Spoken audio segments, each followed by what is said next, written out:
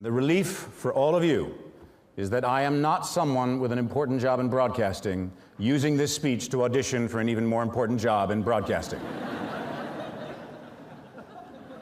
House of Cards, creatively, actually follows the model more often employed here in Great Britain. The television industry here has never really embraced the pilot season looked to by the networks in the United States as a worthwhile effort. And now look, of course, we went out to all the major networks with House of Cards, and every single one was interested in the idea, but every single one wanted us to do a pilot first. And look, it wasn't out of arrogance that David Fincher and Beau Willem and I were not interested in having to audition the idea. It was that we wanted to start to tell a story that would take a long time to tell. We were creating a sophisticated, multi-layered story with complex characters who would reveal themselves over time, and relationships that would need space to play out.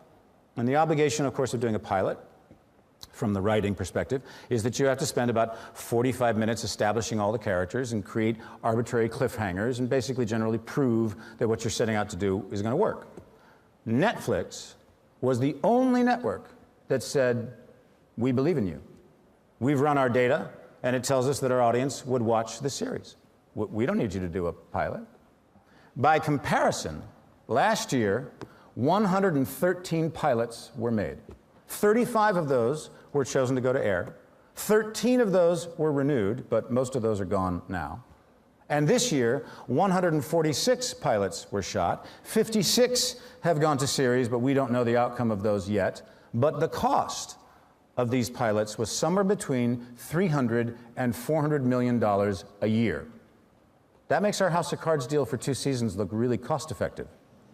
Clearly, the success of the Netflix model, releasing the entire season of House of Cards at once, proved one thing: the audience wants the control. They want the freedom. If they want to binge, as they've been doing on House of Cards and lots of other shows, then we should let them binge. I mean, I can't tell you how many people have stopped me on the street and said, "Thanks, you sucked 3 days out of my life."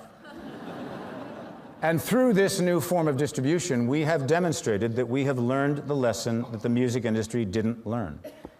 Give people what they want, when they want it, in the form they want it in, at a reasonable price, and they'll more likely pay for it rather than steal it.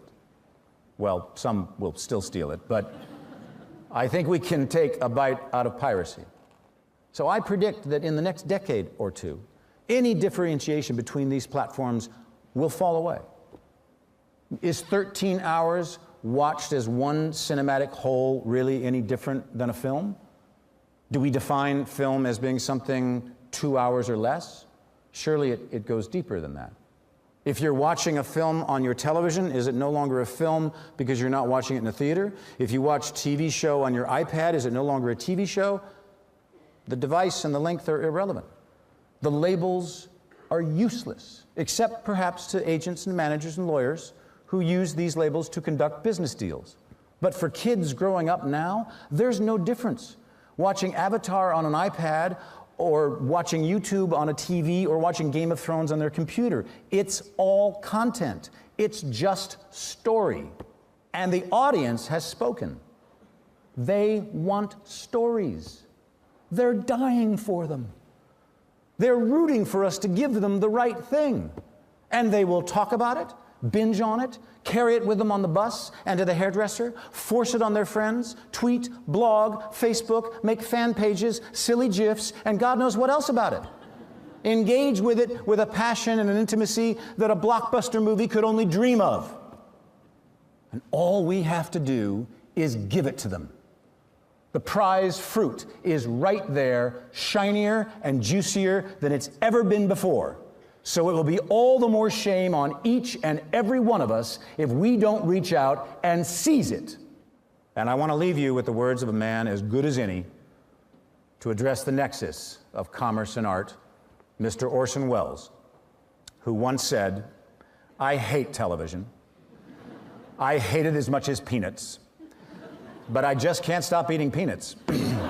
Thank you.